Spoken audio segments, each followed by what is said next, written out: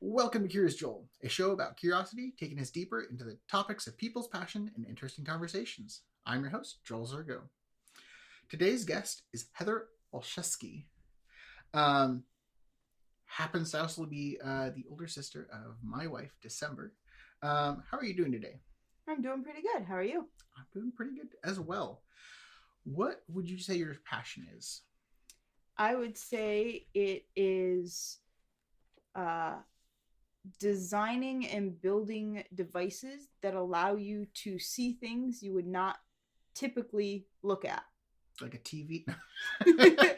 Think more space. Gotcha. Okay. And before I go further, because I already almost forgot, you might hear some pet breathing and footsteps, and you also might hear some baby noises in the background. But we might get to that later. So, space-looking devices. How did you find that? Like, what first caught your interest with that? So it's very specific. Yeah, it's a little unusual. It actually started, my little brother was in preschool. Okay. And one of the parents, I guess, was an astronomer or astronomy aficionado. Okay. And invited all the families to the parking lot one night to look through his telescope. Mm-hmm. And we got to look at Mars and the moon. And I just thought that was the coolest thing ever. Okay. So then in high school, there was a lunar eclipse. And Mom finally let me stay up to see it. And I was just like, this is so amazing. The ratios of the sun and the moon and the earth and where we are spaced all work out, that we cover each other. And so I was just super excited about astronomy. Never got to take a class until I went to college. Okay. Finally got to take astronomy class in college, got an A in it, and was just like, this is it. This is totally what I'm doing. Okay. So I go through all of undergrad, taking all the astronomy courses. I get a job working for NASA, and That's I work on dope. it was pretty fun. I worked on the Hubble Space Telescope, so I got to analyze all of those pictures in super astronomy. And eventually it got to the point where it's like, these pictures are really cool. But wouldn't it be really fun if I actually built the thing that looked at these? Okay. And so I actually in college built a small telescope. Okay. So I had some experience with it. But I ended up, after that, getting my master's in optical engineering. Okay. And that is actually building telescopes and optical systems to look at these things. Okay. So I was partially involved while at NASA in the James Webb Space Telescope. Okay, I've heard of that one as well. I didn't do any of the actual optical design and stuff. Sure. But I was involved. Yeah. Okay. And now I get to do more of that for all kinds of different optical systems. Nice. So can you dive a little bit more into like that process of, I look through a telescope and then now I'm building telescopes like that? Because I feel like most people, when they look through a telescope, go, I want to go there. So like, how did that, like, show me like the curvature of not going, I want to go to space, but I want to let other people see space more. I didn't say I didn't want to go to space. Okay, fair. Because I have always and probably will always want to go to Mars. Okay. I just think it would be the coolest thing ever to be the first person to go to Mars. Sure. I guarantee I won't be. I'm usually better about not making assumptions, so I'm sorry to assume that you didn't want to go to space.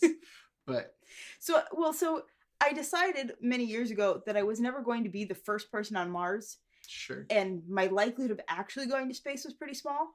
So the next best thing was going to be looking at space. Okay. And studying it. So that's kind of how that, I came to the realization, I can't go there, but I can still look at it. And then as I was looking at it and studying it more, it's like, but I want to know this, and this about it. And we don't have a telescope right now built that can look at these particular wavelengths of light, or James Webb is specifically designed to look back at the Big Bang because it's in the IR field, which we didn't have a space-based telescope that did that range of IR previously. So it was more kind of looking at, well, I want to do these things. how can I build a system Yeah. that can look at this aspect of research that isn't currently evolved. To change an old saying of see a niche need, fill a niche need. Yeah.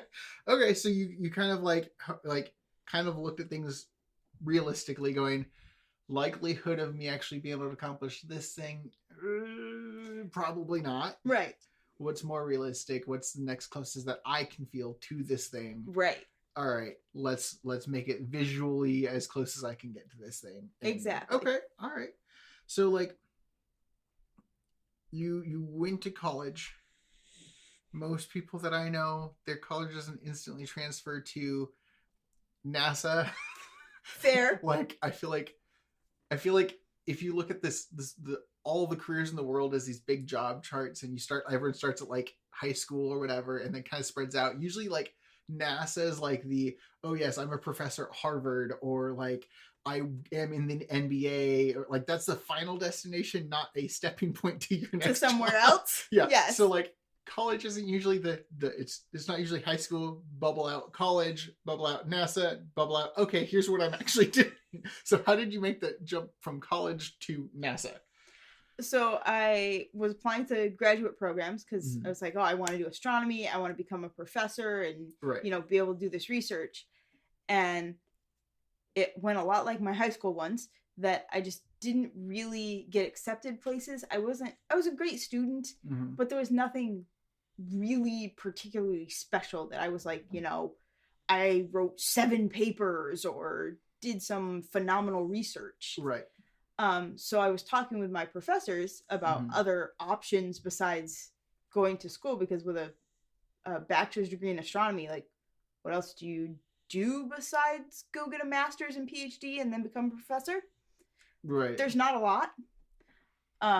And one of them had mentioned he worked at this company, which is a contractor with NASA. Okay. Called Space Telescope.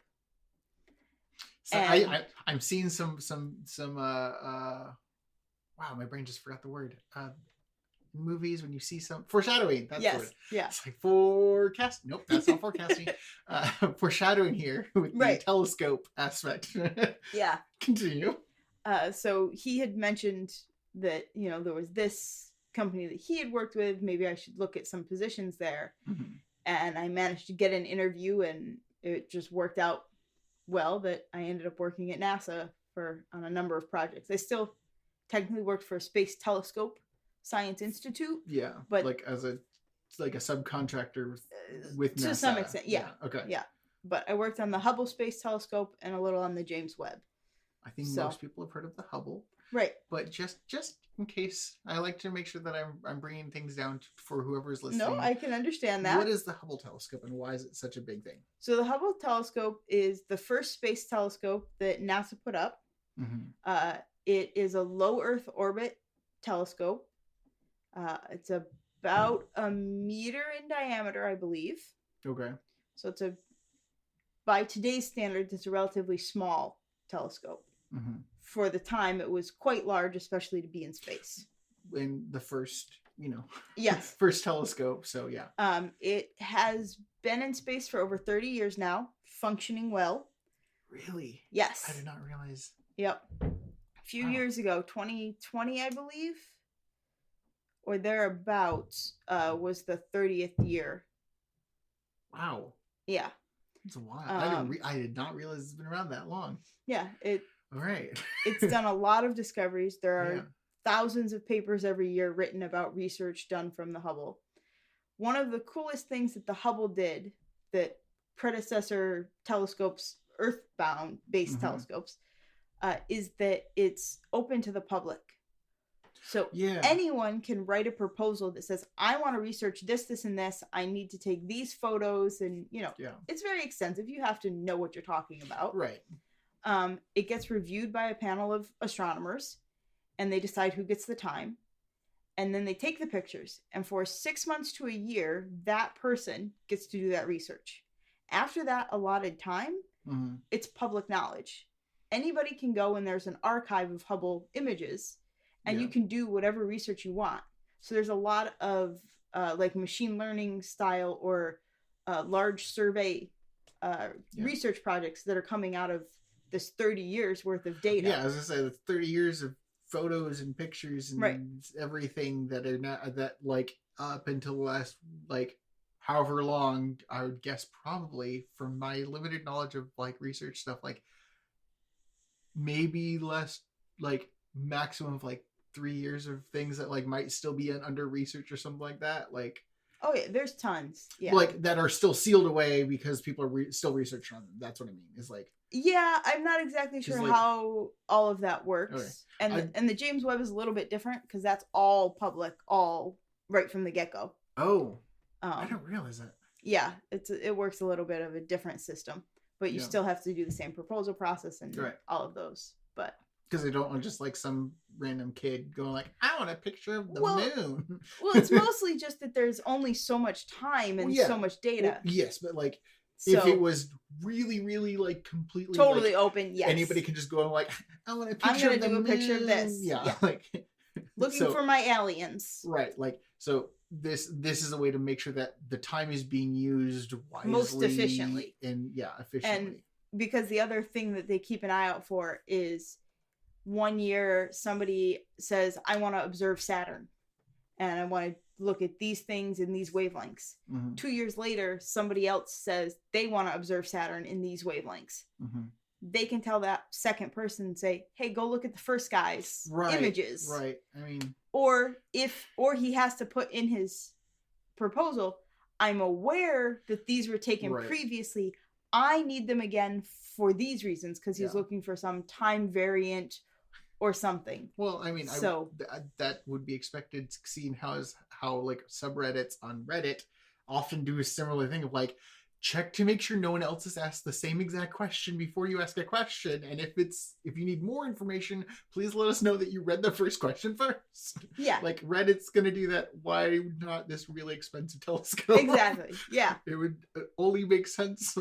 So okay, yeah. I just wanted to make sure that people know, because like I try to make sure this is available for whoever's listening, and not everybody's gonna know like, oh yeah, Hubble. Right. It's like, yeah, it's a satellite telescope that looks out, because it doesn't have the interference of like the atmosphere and stuff. That's why it does get some interference of the atmosphere. Interestingly, well, for the most part, you don't low orbit. It's low Earth orbit, so it doesn't get the aberrations that you see in Earth because of the atmosphere. You know, the twinkling of the stars. Yeah. You won't get that from the Hubble. But one of the things you can get is actually on the, I believe it's the COS instrument, Cosmic Origin Spectrograph. Okay. So there's multiple instruments on the Hubble. Okay. I believe it's the COS. They do spectral analysis of the images. So you get like lines that show what elements are present. Okay. There's always a peak at a particular wavelength, which is the hydrogen. It's a transition of a hydrogen atom. Okay. And that's because of the Earth's atmosphere. Interesting. Where it sits, there's always this transition in the hydrogen. So they've actually had lifetime positions on the COS detector because it burns out the pixels. It's so bright, that particular line, that they have to keep moving it every so many years. Interesting. Yeah. It's things you wouldn't have thought of. I wouldn't have guessed that the interference would burn pixels out on it. Right? Like, just wouldn't have thought about it. So that's very interesting. Yeah. Okay. So you started working with the Hubble. Yep. Like straight out of college, worked on the Hubble program, and then what's kind of the next step? So I started working with that more and more and realized that this is cool, these pictures are fun, but it would be so much more fun to be playing in a lab. I got tired of sitting behind a computer and just looking at pictures. I wanted to build the thing and be hands-on. Sure. So I started working in the lab at a space telescope that was...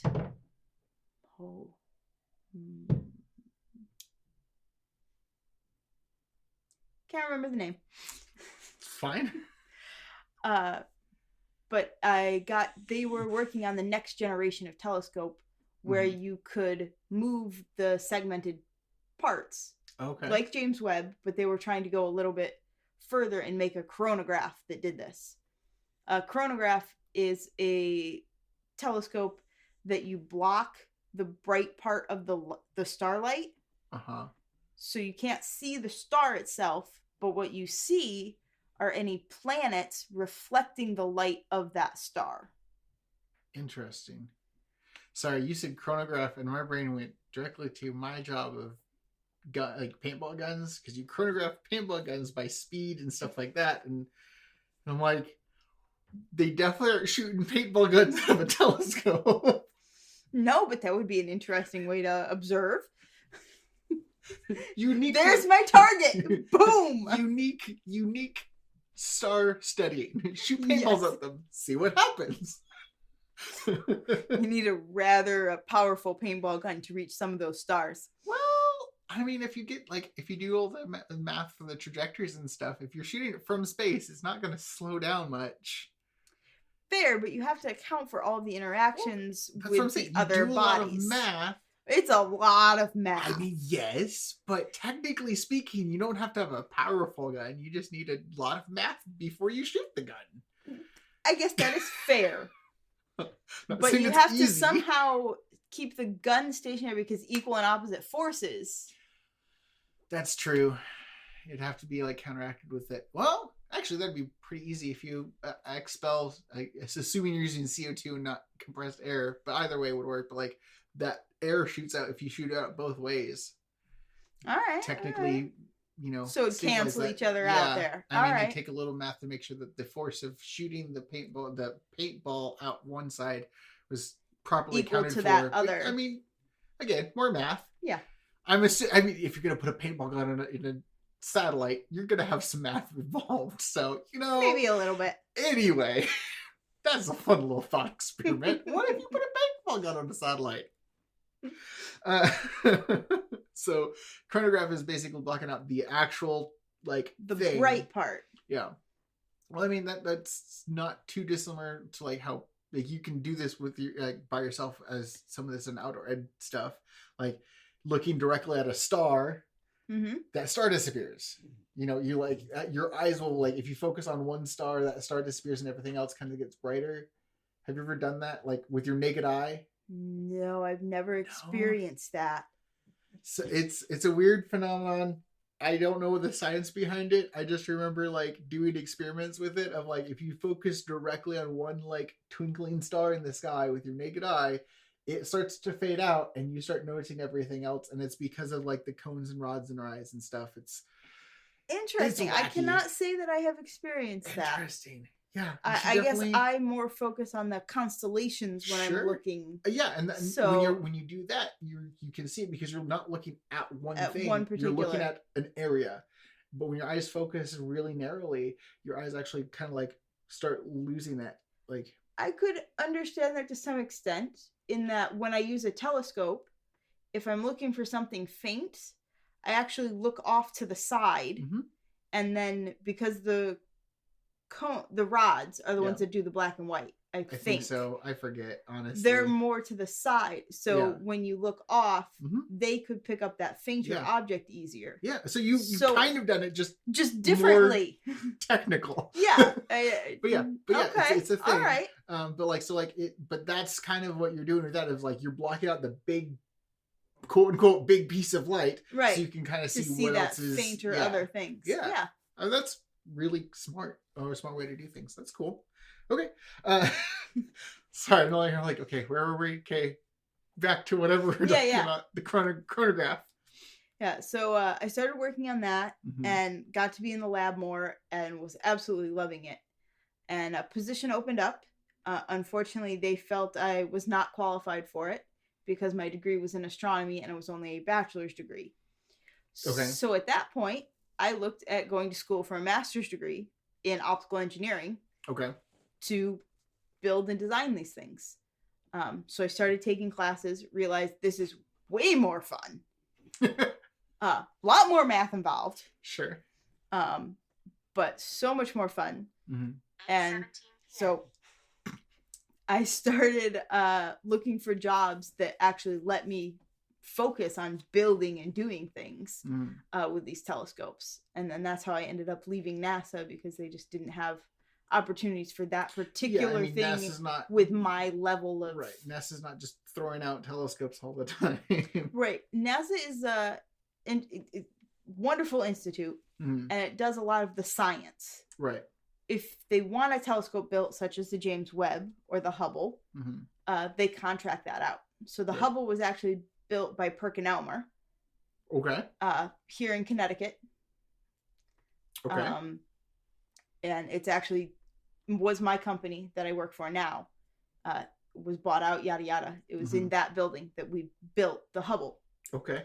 And the James Webb was contracted out to, I believe it was Ball, but I'm probably wrong. Okay. Because I've been away from it for a while now. Audience, you can fact check us on that one, or yeah. her on that one. I was like, I didn't add any. If you're right or wrong, I had no contribution to that one. Yeah, but it's not NASA directly built. It's they contracted to an optical company. So that makes sense. Okay. Yeah. Yeah. So you kind of like followed the fun of your what caught your interest. Yeah. To the jobs that actually catered to that. To that. Yep. Okay, I like that. Now, because we're related, I happen to know that you spent some time overseas. Did that have anything to do with like this process? Because I know some people they do things outside of the United States because that's where certain things are that they need to do.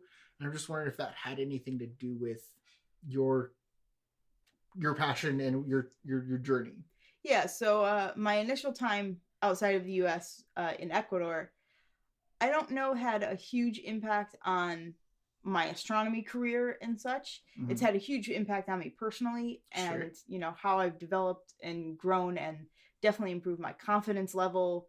And it made me major in Spanish when I was in college, because it's like I want to understand this culture and everything better. But I also did a study abroad in Chile, and that was specifically because of the astronomy. Gotcha. Chile is known for its astronomy. It's beautiful, clear skies. The Atacama Desert is a wonderful place. If you ever want to go stargazing, I don't think there's a clearer sky. I feel like I've seen like time lapses done there, and it's really cool. Oh, it's absolutely gorgeous. I love it. And the ALMA telescope is out there. They do give tours to the public on occasion. Okay. So if you're ever in Chile, visit the telescope. Yeah, it's a wonderful place and great skies. Yeah. Okay. So one of those was personal. One of those was actually related to your degree. Yeah. Gotcha. Okay. Awesome. What was one of your biggest like obstacles or like hindrances getting to where you are now? There were a few. I think the biggest one was kind of when I started off at NASA and such, that I just had the bachelor's degree. Okay. A lot of them felt, well, you don't know very much because you only just came out of college. You don't have a master's. You don't have a PhD. Right. So it was really kind of like, no, I do know what I'm doing. I know what I'm talking about. Right. And then when I started my master's program, I realized that almost all of my classmates are men. So it was a little bit of just kind of that realization that because the lab I happened to work in was actually almost all women. Oh, interesting. The director was a man, and we had a couple other gentlemen working with us, but the majority were actually females. So it was interesting realization when I went to classes that it's like, wait a minute, there's kind of a only like 2 or 3 other women here. Yeah, you had happened to have been in a unnaturally populated female lab and then you hit kind of reality of like, this is primarily a male dominated, like industry. Right. Yeah. Yeah, it was just mostly just kind of a culture shock thing. Yeah, it's like, wait a second. Right. Yeah. This isn't, is this? Right. Yeah. Okay. And then now, where I work now, I'm the only female in my department. That's which was very much like, oh, okay. Yeah. Yeah, those realizations are not fun when you find out, like, especially when it's going from, like, for lack of a better phrase, like a sheltered spot of like everything's normal, everything's like fine, and then Right. you're like, oh no, everything's not fine. Oh gosh. Like, okay, hold up. Wait, I thought that okay. Like, Yeah. it can be very like a very shocking, very difficult. I think it was moment. also a little bit extra for me because I went to Smith College Okay. for undergrad, which is an all women's college. Yeah, that'll also. So I was just in general used to, oh, there's tons of women in science. Right. And then as I kept going through my career, I realized more and more that no, there's actually not that many women in science. Yeah. I wish there were more. Right. So for the most part, I don't notice it, at the office. But there's occasional times where I'm just like, no, we're just not thinking the same way. Right. Or just, which could happen if there's two guys too. Sure. But... Or that, I was expecting my daughter this year, and it's just kind of like they didn't quite get the same understanding of how that goes, and that maybe I shouldn't be lifting 50-pound optics. Or optical devices, mounts, there's tons of heavy things that maybe I shouldn't be lifting. That it was kind of hard to explain sometimes. Yeah. It took a little longer than I would have thought it would have taken. I'm just like imagining a bunch of guys that might not be so well versed in women trying to deal with a pregnant woman, and it's a very interesting change of pace of like, okay, let me explain a few things to you about. I know you're a really good scientist, but let's go back to biology really quick. Let's crack open those elementary, junior high textbooks really quick. Maybe high school. I don't know. It depends on where you went to school. But like, let's crack open some of those and explain what's going on here. Yeah, that's a pretty big obstacle to like kind of navigate. Of like, didn't think this was going to be part of my professional work. Working on telescopes is explaining what pregnancy does to a woman. But here we go. Yeah. Okay. All right.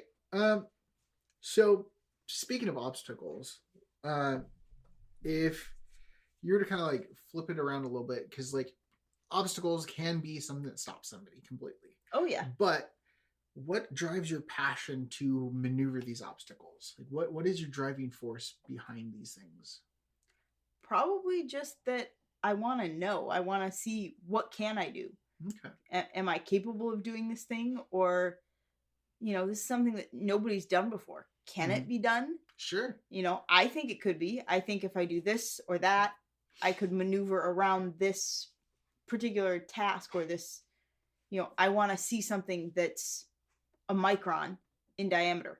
Mm-hmm. Can I see it in this particular situation with this lighting and this, You're kind of driven by curiosity. To some extent, yeah. It's just like, what is possible? Yeah. Or what is out there, Yeah. I want to see the stars. I want to understand, because there's so many stars. Mm-hmm. We can't be the only planet that has life. Sure. Or could we? I don't know. I mean, because I don't have a way to see yet. So it's kind of looking at, how can I look at this differently that would get me to an answer about any particular question I end up having. It's interesting as you're talking about this. It's very interesting to see the correlation between how you look at stars and how I look at people. Okay. Because like the way I do my interviews for my show, I can repeat with another person that's an optical engineer.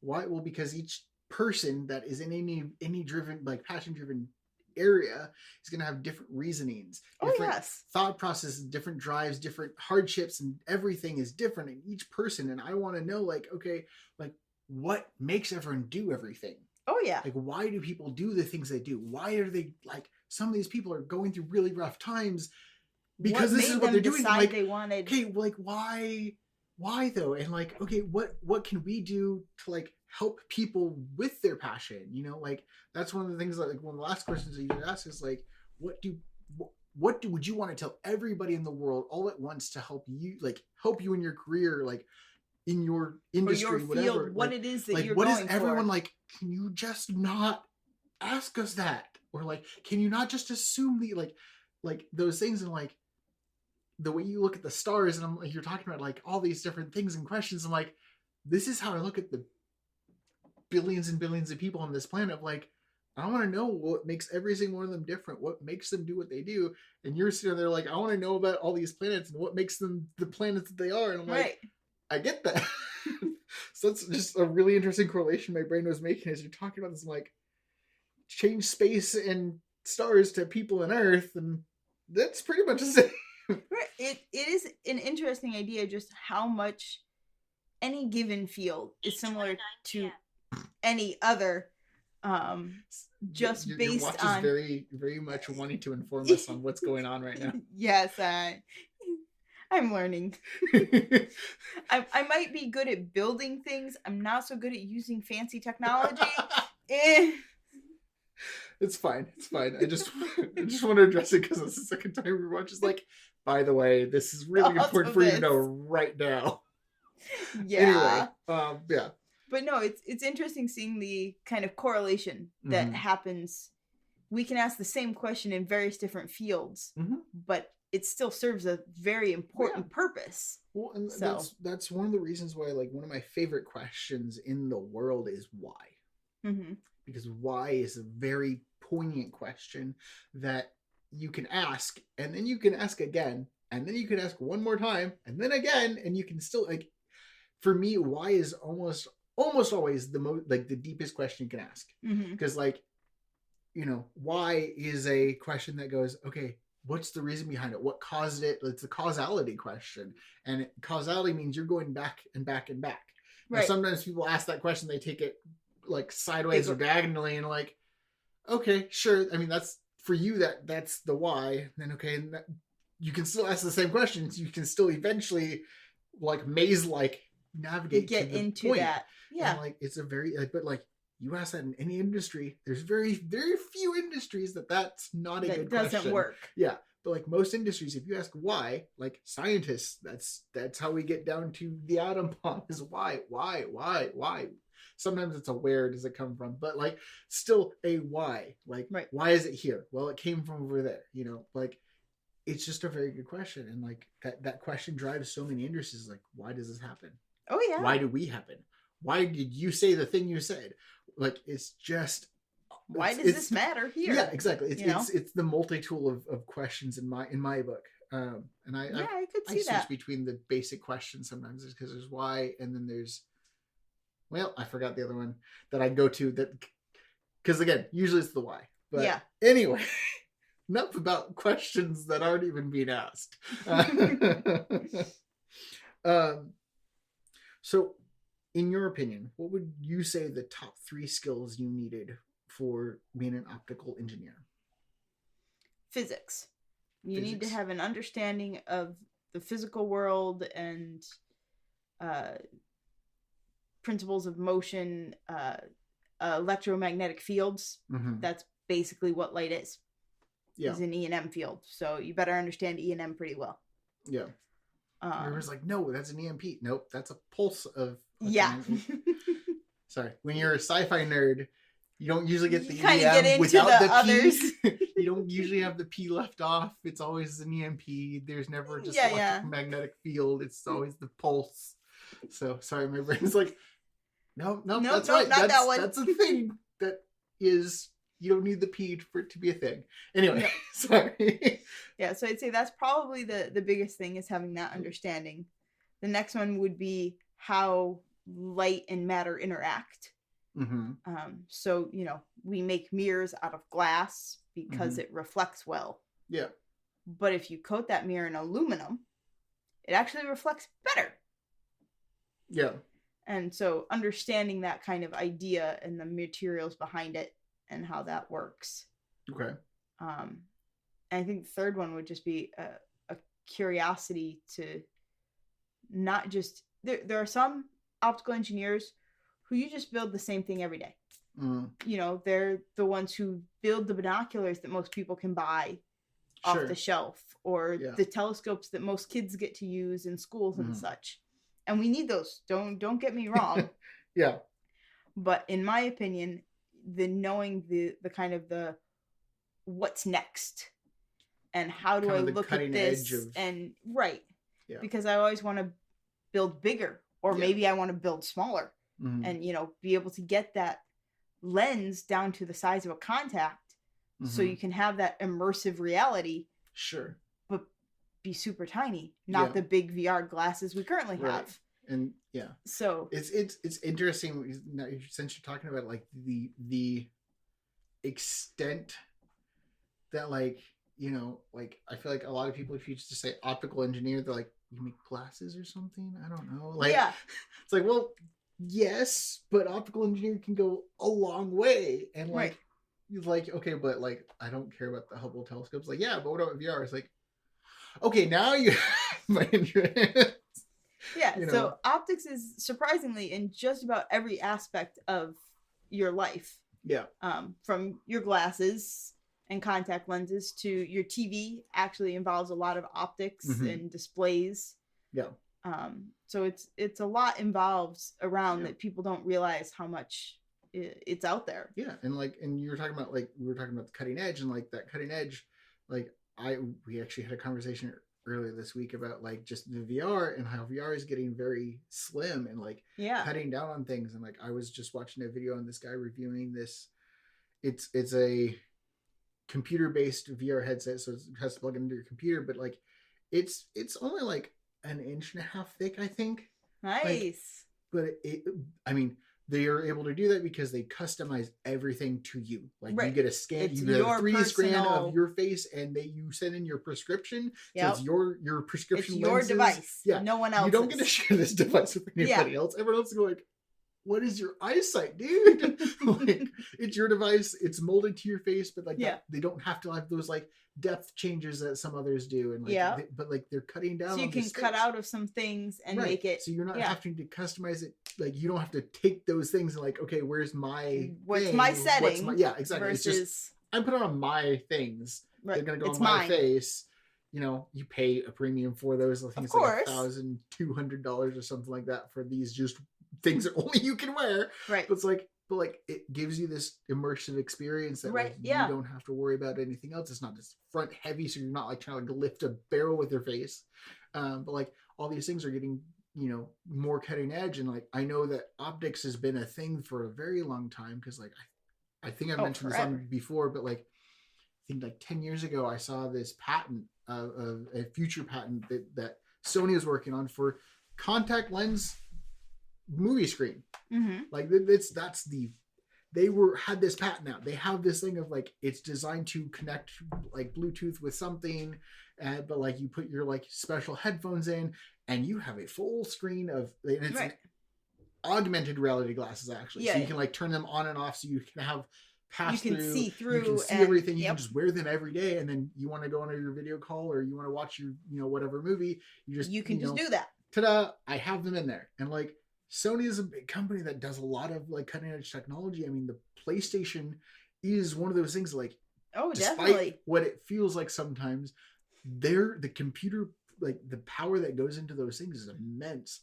It's just used for gaming. Right. But like they put a lot of research into all these different things. I'm like, if someone can do something you put in your eye that you watch TV on, Sony's probably gonna do it. Like if they have a patent, like it's gonna take them a while. Technology has to catch up, but like if they have that idea, they're gonna pursue it, and like it's exciting. But you want what you kind of focus on is that cutting edge versus the, not to put anyone down or less of, but like the more mundane optics, you know.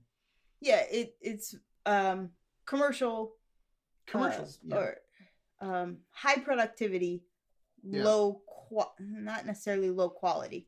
They have like, quality control and all of that. Don't get me wrong. Yeah, but it's more commercial. You make 1,000 of the same thing, right? Or you make 10 of a thing, right?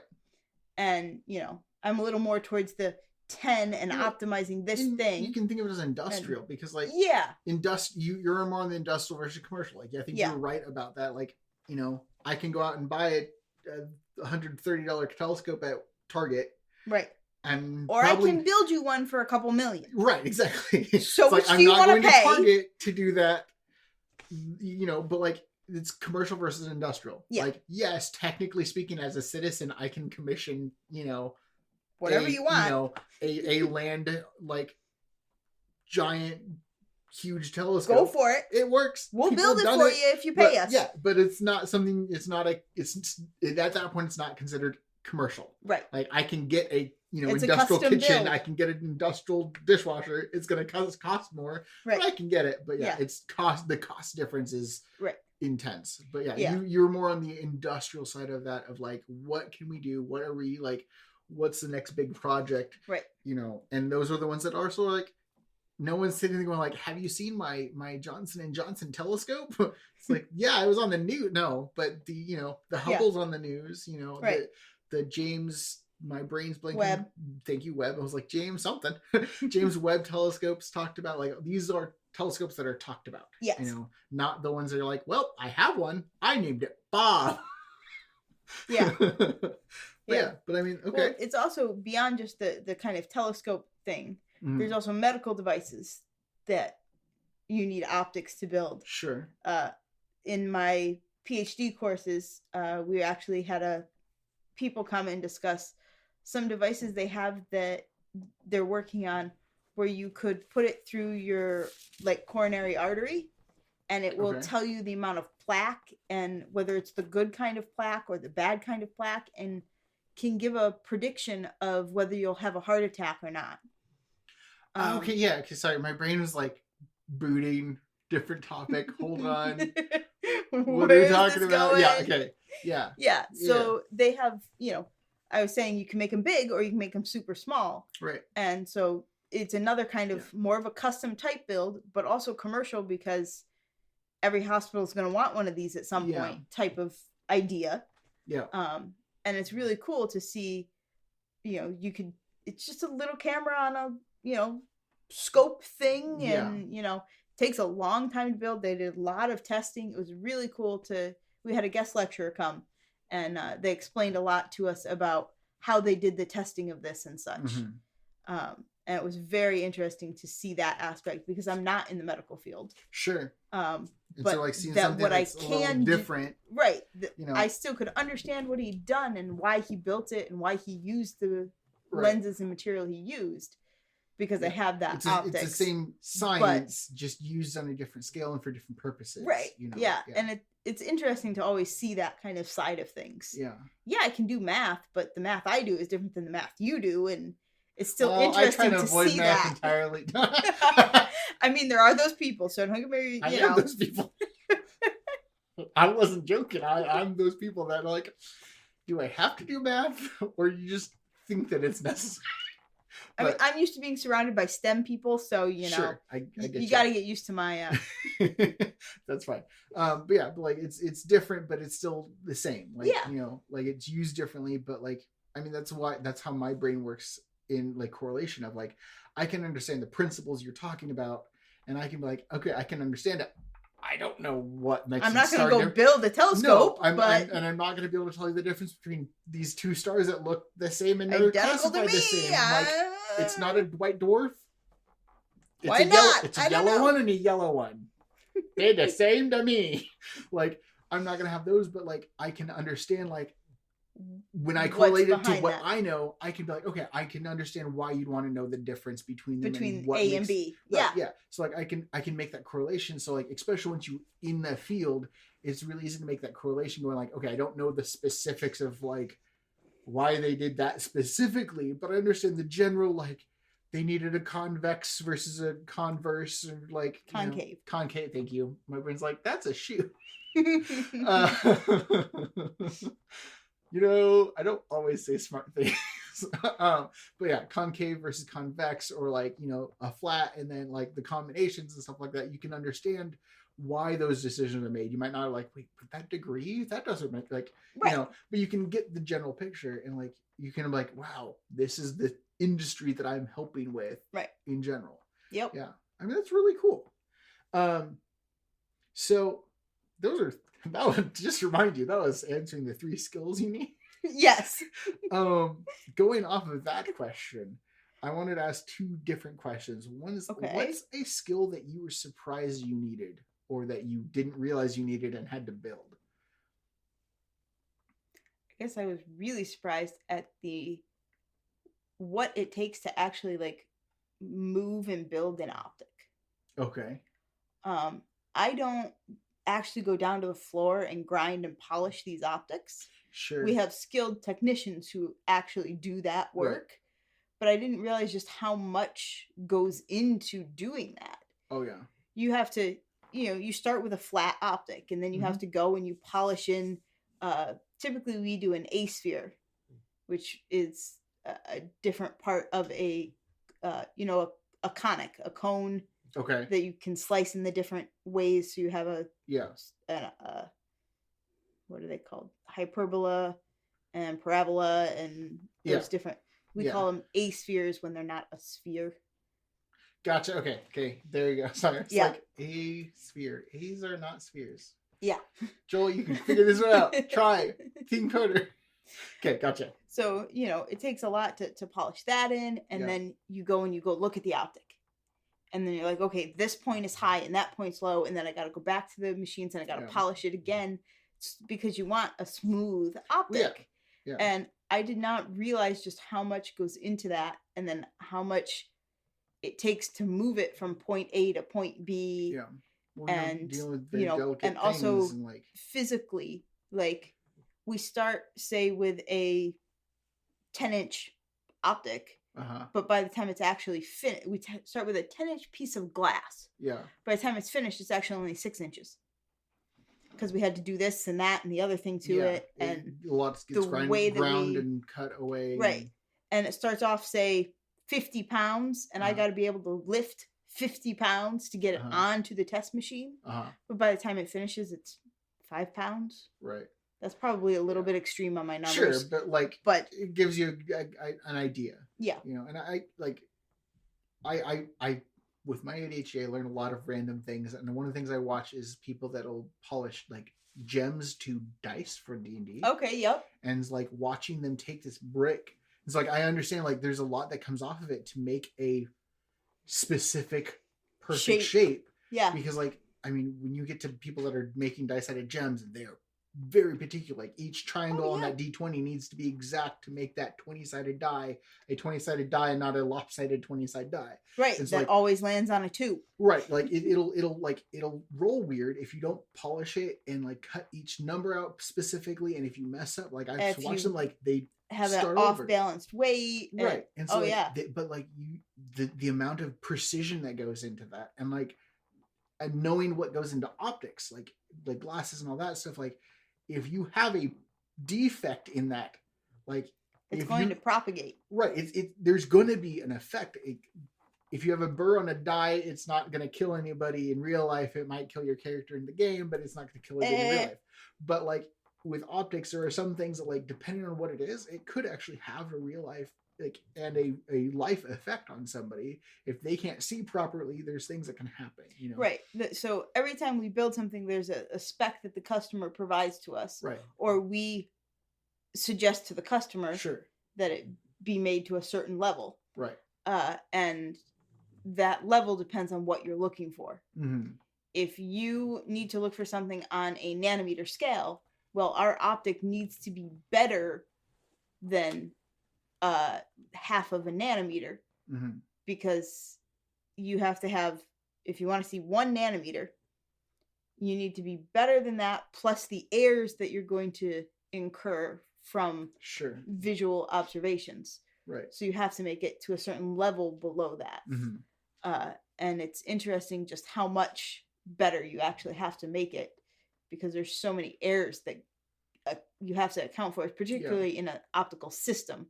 If you're making 1 single optic, it's fairly less. Yeah. But because each thing you add is basically Exactly. a multiplier of whatever mistakes happen. Each one is multiplied by the next Yeah, thing. we use the root mean squared of their errors. Yeah, so So- it's something like it's a cascade effect, so you need to make sure if everything's perfect, you don't have to worry about anything down the Right. line. It's great if you can build everything perfect, but I don't know anybody who's ever built Well, everything yes. perfect. So, you know.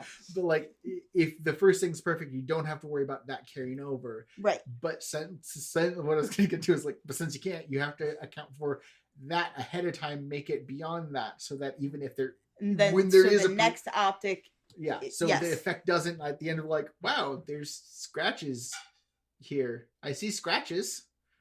That wasn't. I'm pretty sure that's not what I wanted to look at. Like, it comes out as a clear picture despite any faults and Right. defects and anything. And because it you built it depends above that. what you're looking at. Right. If you're looking at, say, the IR, you actually can tolerate more defects in your optic than if you're looking at, say, the visible, because it's a longer wavelength. Okay. So yeah, the that way makes that it sense. propagates is different, and you can tolerate larger errors. IR is infrared. Yes, Just infrared. to be clear. Yes.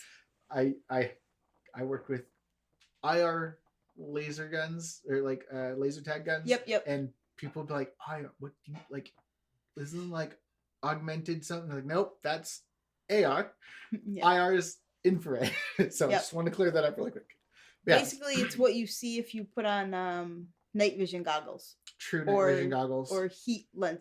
Yeah. Yes. Sorry, I have a very also big valid annoyance with what people call night vision, because a lot of Yes. it is grayscale with Yep. grayscale lens or something else. So yeah, like true heat goggles Yep. or true night vision goggles will use heat as one of the things, or Right. or infrared as one of the things. Like, yeah.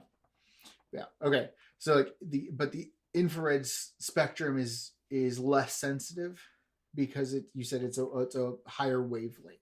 Correct. Gotcha. Yeah, longer wavelength. Yes, not higher, longer. Yeah. There's a difference. There's a difference. And I know that. Spend a lot of time looking at spectrums of wavelengths for things. But yeah, okay. Okay.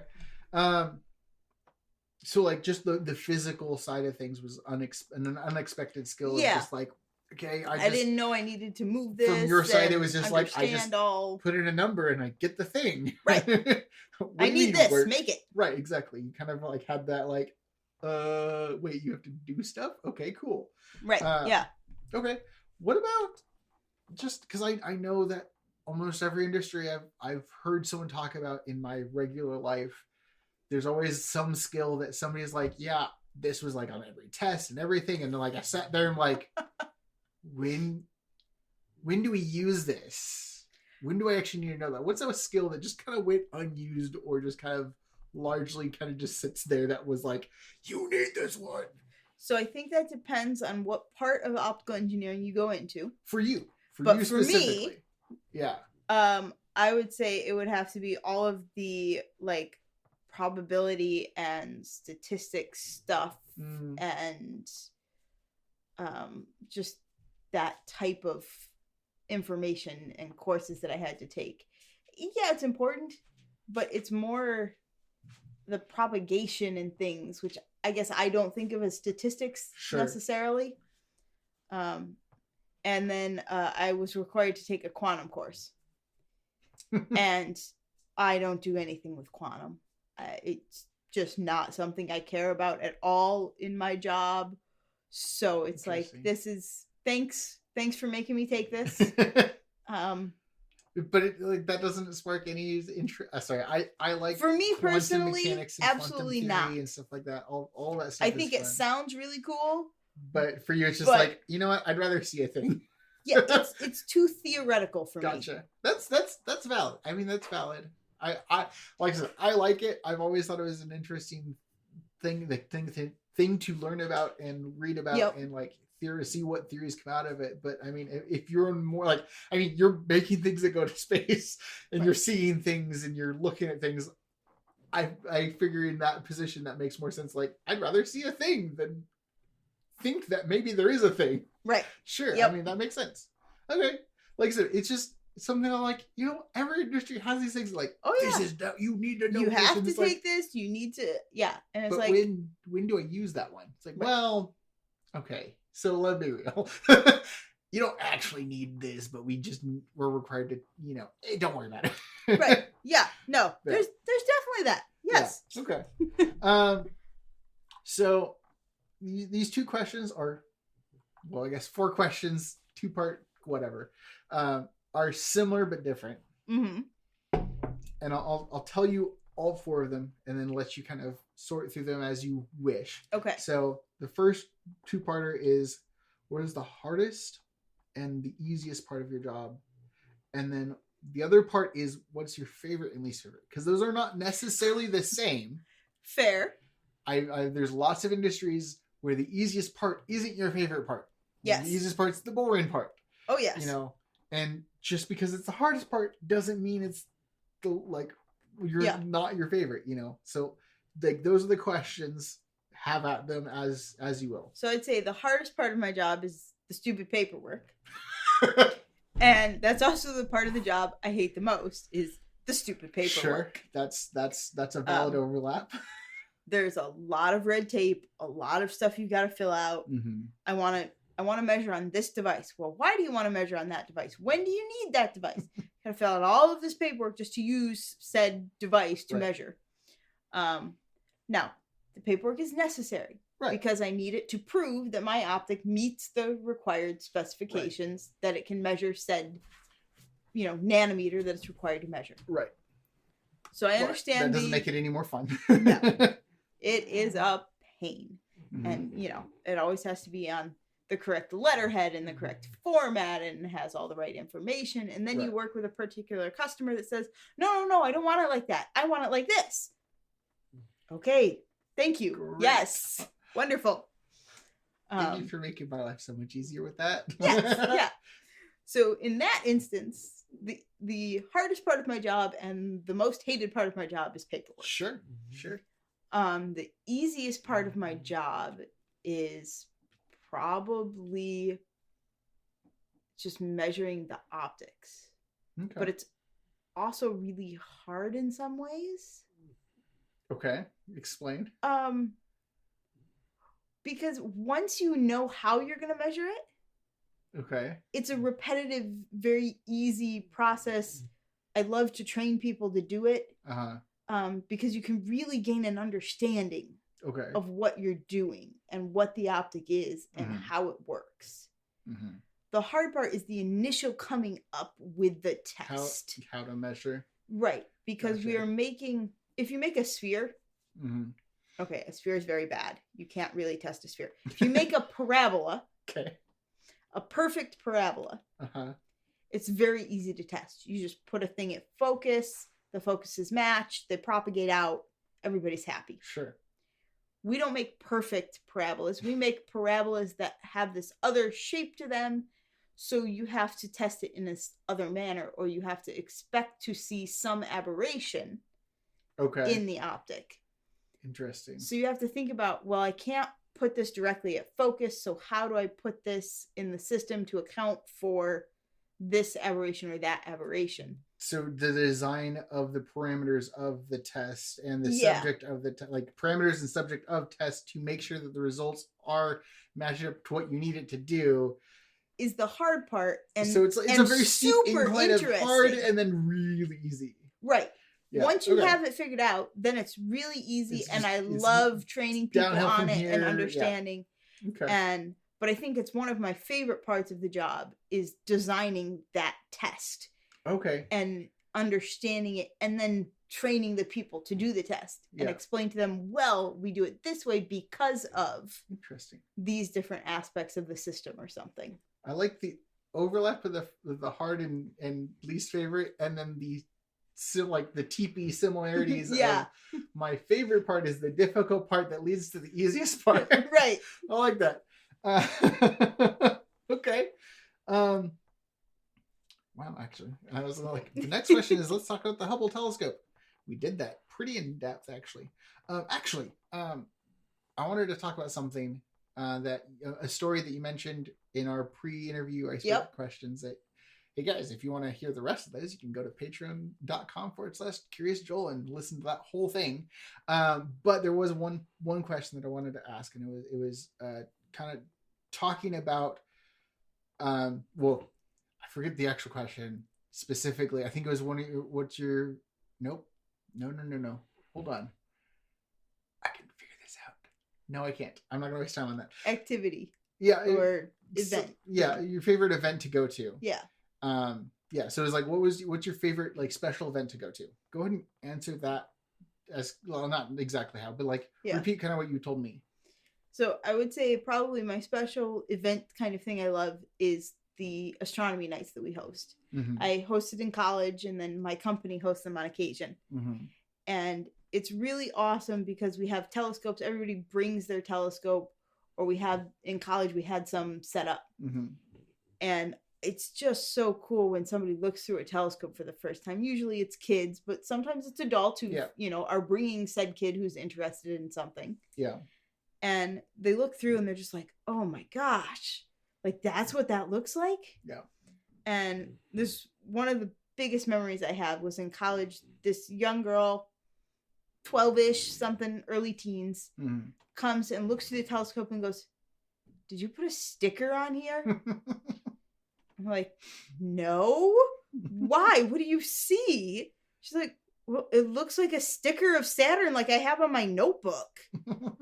And it's like, no, that's Saturn. That's what it looks like. Hey, props to whoever made that sticker. I know. Like, let's take a picture of Saturn and put it on a sticker. But yeah. Yeah. So I mean, it's really cool to see people's reaction to that. Yeah. Yeah. I like watching people make those discoveries. I'm going to tell you something really that might make you a little sad.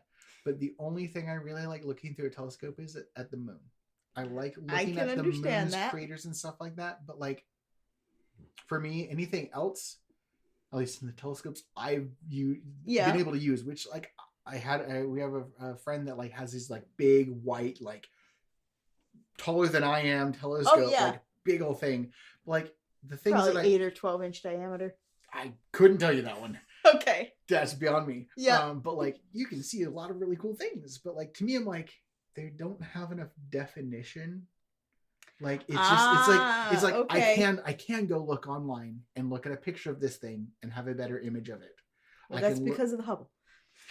Yes, but like those telescopes, like I've never looked through a telescope and I'm like, whoa, except for at the moon. Like the moon, I'm like, that's really cool. I can look at the details. It has the detail that you need. I can look and like the fact that I can actually move that picture and look at exactly what I want is cool. But like once you point it towards space, I'm like, I mean, it's watch planet, Star Trek and I can go to those planets. Like, yeah, it to me it's very like, yep, cool. That's the end of it. Like I can see Mars a little bit better than I can with my naked eye. But I mean, to be fair, I've got really good eyesight. But like a lot of things, I'm like, yep, I see that. Like every once in a while, I think I've seen like, I think it was Saturn or something around that distance. I was like, it has more detail, and I'm like, okay, cool. Wow, I love when there's a unique phenomenon that happens in my brain when I'm doing an interview, and I'm like, I know a lot about this, and then I go to say a thing, and I'm like, or I'm going to sound like I'm in preschool because I don't know this and I'm going to say it wrong. But the gas nebula is on Neptune. The big, like, red... Oh, Jupiter. Yep. Mm-hmm. Like I said, I'm like, I know this one. I do.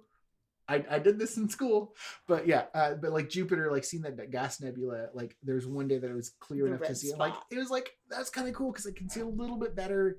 And it's in as close to real time as you can get from planet Earth. You know, with the delay and everything. Yep. But like it's in real time, like you can see it happening.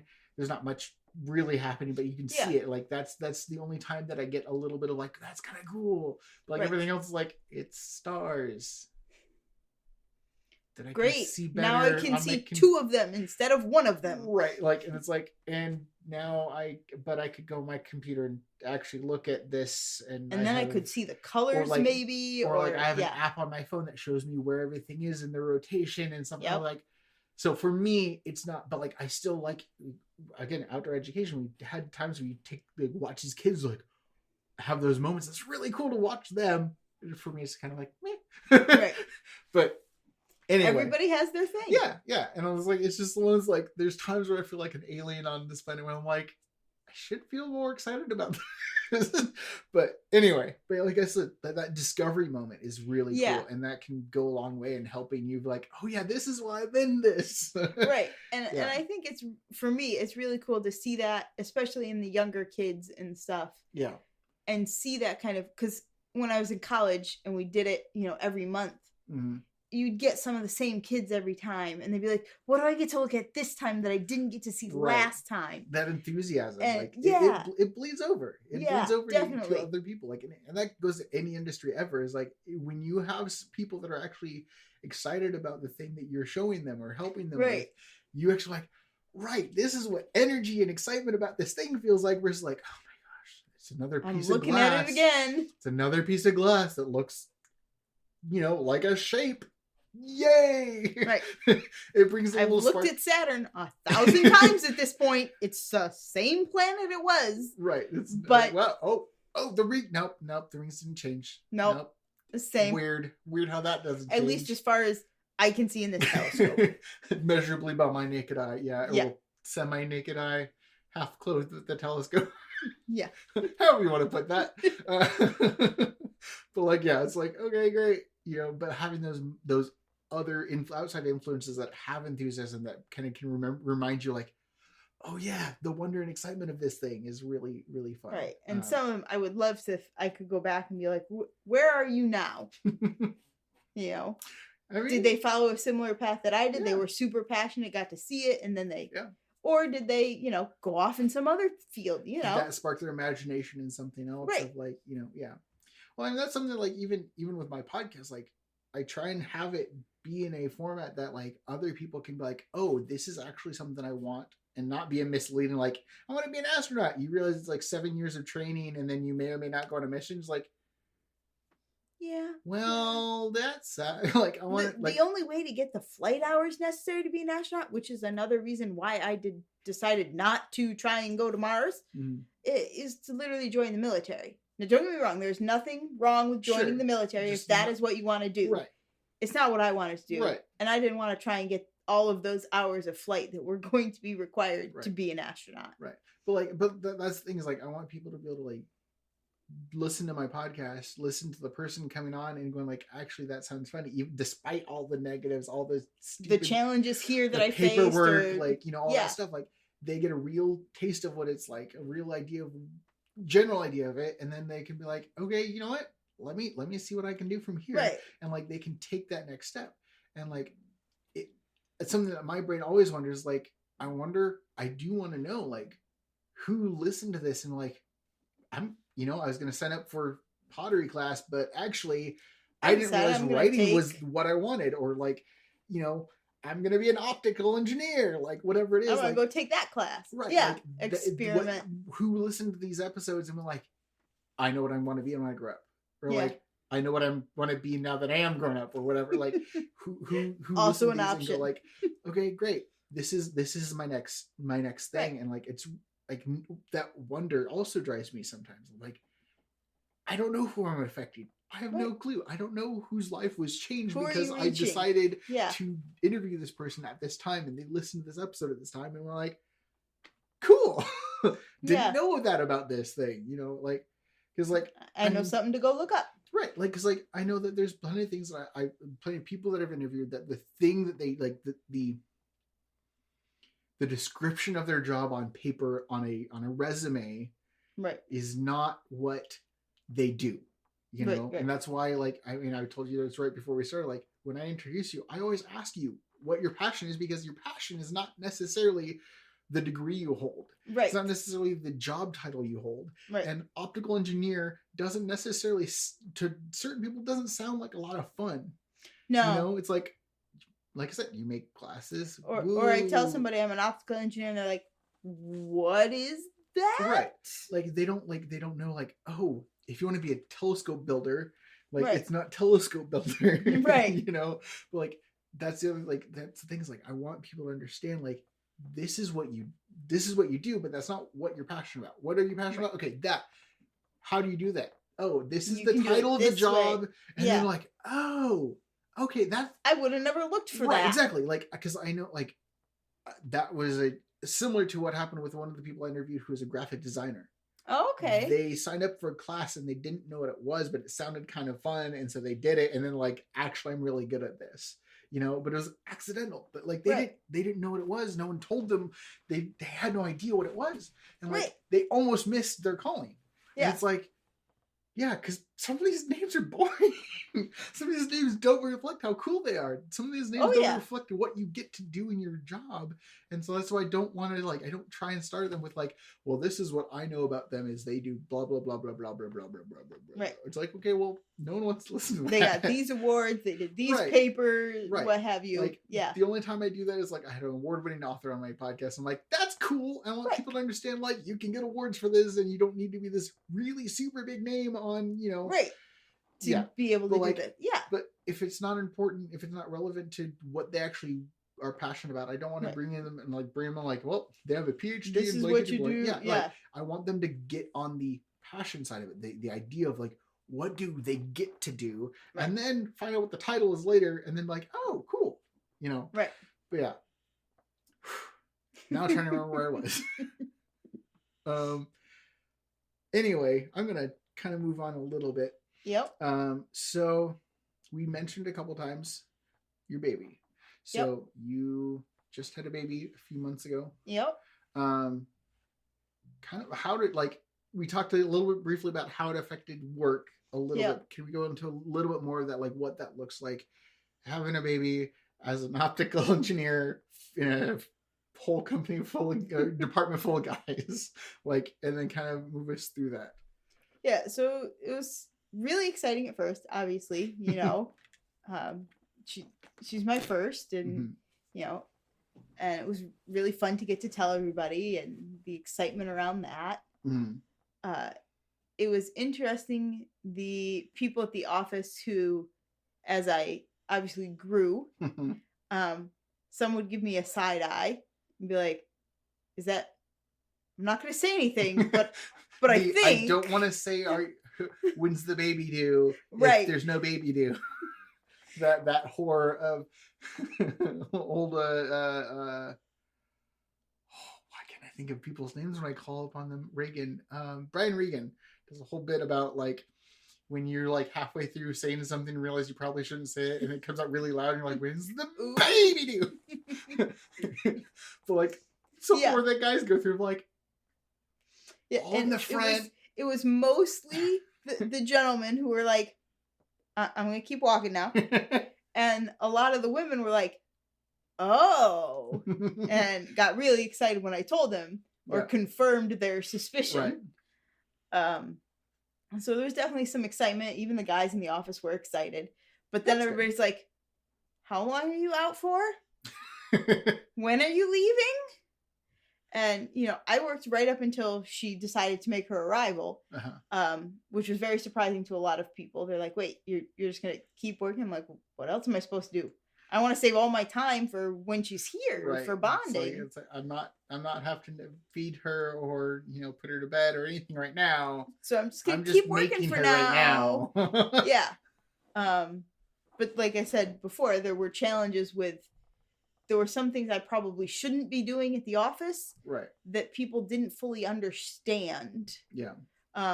And it was challenging some days, the number of meetings I had trying to make it to the bathroom in between the meetings. Yeah. Because, you know, your bladder gets a little smaller when you're pregnant. Squished, a little, everything kind of gets pushed around the baby. And so it means that you don't have as much room for things. Yeah. So it was like meeting, run to the bathroom. Okay, next meeting, run to the bathroom. So, you know, there was a little bit of that. Yeah. And then now that she's made her arrival, it's been really great being at home with her and getting to know her as a little tiny human. You know, she doesn't have too much of a personality yet, but she's got a super cute smile. And I love showing off her pictures. I've sent a couple of them to coworkers and, you know, they've commented on how cute she is and whatnot. So I'm looking forward to going back to work. I am concerned about how much I'm going to miss her when I go back. Sure. Handling 8 hours a day away from her is going to be hard. It's a drastic change from 24, you know? Yeah. 24 hours being with versus 8 hours not now, you know? Yeah. It takes a chunk of time. But I am looking forward to getting back into the office and getting back to doing the projects I was on beforehand that somebody had to take over. I'm a little concerned about what state said projects are going to be in when I go back. But please don't mess this up for me. I spent a long time on this. Luckily, most of the things were due in before or after. Gotcha. So there shouldn't be too much that got too messed up. Just the paperwork. You know, your favorite part. I mean... Yeah. Yeah. Gotcha. Okay. So it's been a challenge, and I think it will continue to be a challenge getting that perfect work-life balance. Yeah. Luckily, I work at a company that's pretty good about helping maintain that. And that's good. If I tell them I'm only working 40 hours, they'll work with that. Yeah. But there's also... they expect flexibility to some extent. I might have to come in on a weekend because we have to test on Sunday. Right. But then I could take Wednesday off. Right. And they would be able to work with me on that.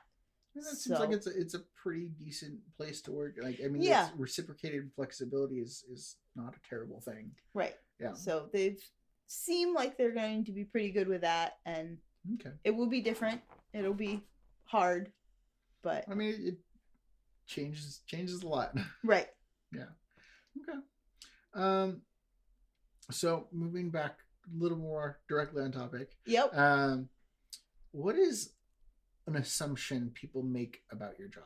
Like, what is something that, like, just anytime you mention something, it's like, oh, blah blah blah, or like, I mean, my go-to example is like people that work in the tax stuff. It's like, oh, can you help me with my taxes? It's like, you assume that I just have time and will to do your taxes for you. Great, cool. No. I think probably the first assumption is they think you make glasses. Okay. And the next assumption would be when I tell them that I'm a telescope builder, that I build telescopes as my job, they think that I build either the teeny tiny, I say teeny tiny, comparatively, the like 8-inch type telescopes that you can go to Target and buy. Right. Or I tell them I build the Hubble, and then they think I build all big telescopes. And it's like, no. I build all different sizes, and you know, the assumption is a narrow focus versus your more broader spectrum of work. It's like either you only build this, or those. Right. You know, it's like no, there's a lot of it's kind of everything in between. There's more to it than right. Gotcha. Yeah. Okay. Yeah. Okay. I almost reread the same question for some reason. My brain didn't recognize it. So I talked about this a little bit. Like, I want this to be something that if someone's getting their start here. Yeah. Like, what would be something you want to tell somebody that's listening is like, dude, this sounds like what I want to do. Like, what would be your first piece of advice to them? Try it. Okay.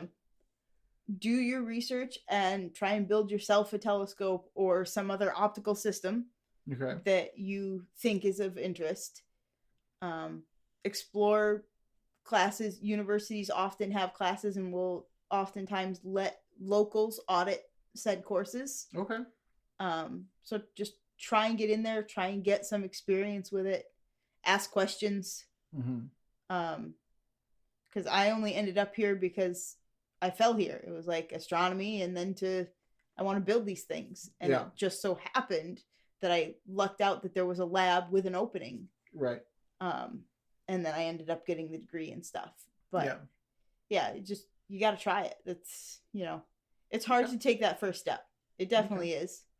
But the more you experiment and the more you just try something, the easier it kind of becomes to take that next step. Yeah. And sometimes that next step is a step back and says, oh no, I actually don't want to do this. And you've got to remind yourself that it's okay to do that. It's going to change your mind and right. take steps back. Like I always was going to go get that PhD in astronomy. Mm-hmm. That was, I'm not doing that anymore. Right. And I'm okay with that. Right. But it took a couple steps to realize that I'm okay with not doing that. That's not actually what I want now. Right. And it's fine. But, sometimes you have to allow yourself to, quote unquote, fail what you thought your dream was. Because it changed. I would put it as let go of said goal or dream. But some people need that more harsh reality of like, they feel like if they don't finish the thing that they said they were going to do, it's a failure. But yeah. I mean, you have to realize that it's okay. Because, it's not what you were supposed to do. To edit the draft of your life every once in a while and go like, wait, hold on. Never mind. I don't want to do that. Right. Okay. So if given the chance, you have this pretend portal back to yourself before all of this. Yep. What would be a piece of advice you give yourself? Like a short piece of advice you give yourself before all this started? Or I guess technically if you wanted to be somewhere in the line of this, like what's something you give a piece of advice you give yourself?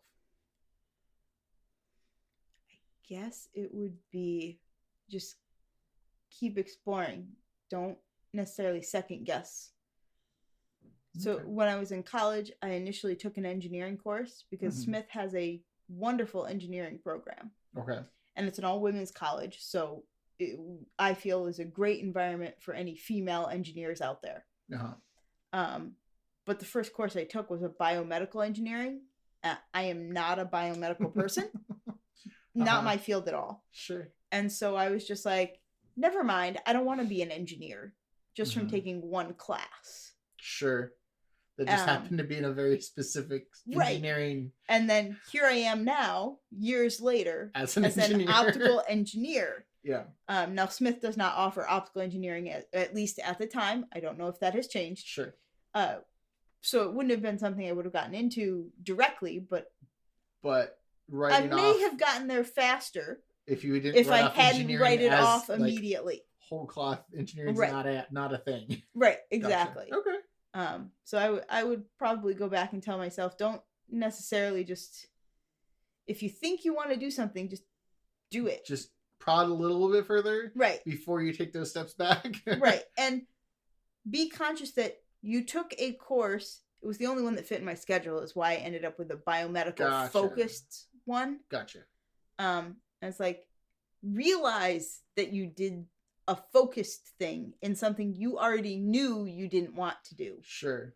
Before saying, no, this ain't for me. Right. Okay. So. All right. Some of my favorite questions.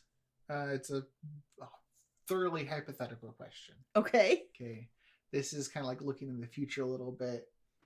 If you could just snap your fingers and have like your dream job, lab, whatever, like dream environment for your passion, what would that look like for you? Dude, I'd have a small team and I would be running the tests for my company. I would be in charge of setting up all the optical tests for the different telescopes and systems and individual optics. Okay. That's what I would do. I would totally have like a small team, 3 to 4 people underneath me, and I would be in charge of all of the testing and making sure that every optic or system that left the company met spec. Okay. Yeah. I like that. I love setting up the tests. That is my favorite thing to do. But if I had a small team where like I handle the big picture and then they go off and set it up and just ask me questions instead of me having to set up 20 different tests, because we're always doing so many things. Not one person can actually handle it. Right. I think that would be the perfect setup. All right. I like it. Before we close everything out, is there anything I missed or anything that we didn't dive deep enough in that you want to make sure we cover? Because I know that my rabbit trails and your rabbit trails, like they just happen like every once in a while. It's like, over. Wait, we didn't actually get to the question, or I was going to say more about that point. Like anything that comes to mind, or anything that maybe I didn't touch on at all that you want to talk about? I guess the thing I would add is just get outside, look at the stars, look at the world around you, and just take it all in. Okay. You might be surprised what you find just by looking around. Because, that's how I ended up in astronomy. Yeah. Looked up enough times and was like, hey, let's do that. Cool. I like that. Just kick my microphone. Great job, Joel.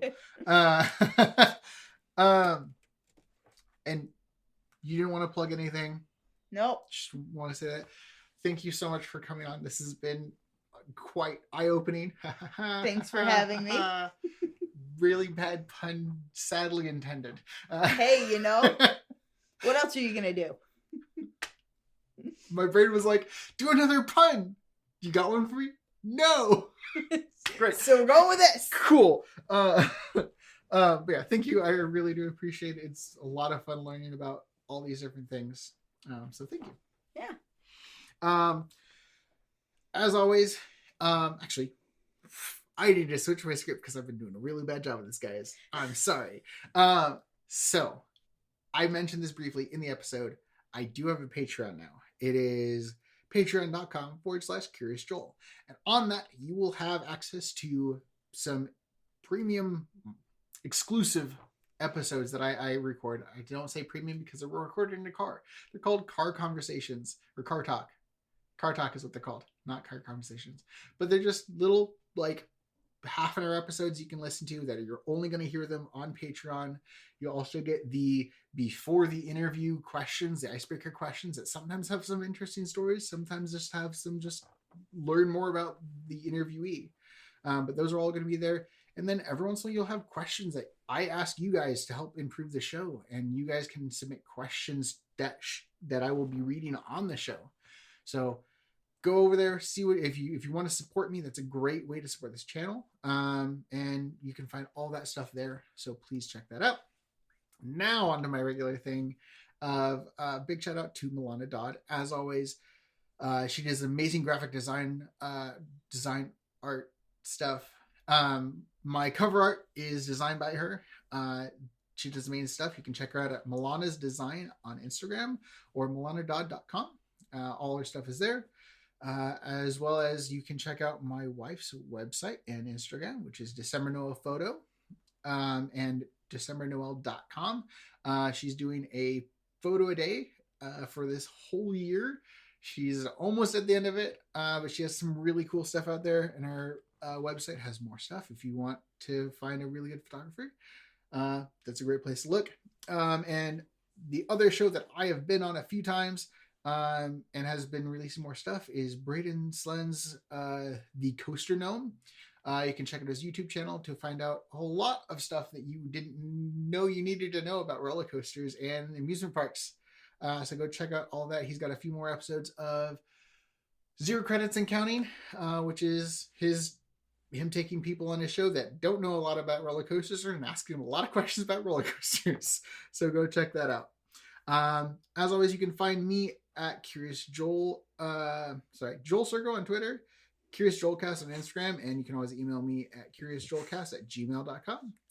Thank you all so much for listening, and I'll catch you all on the next episode.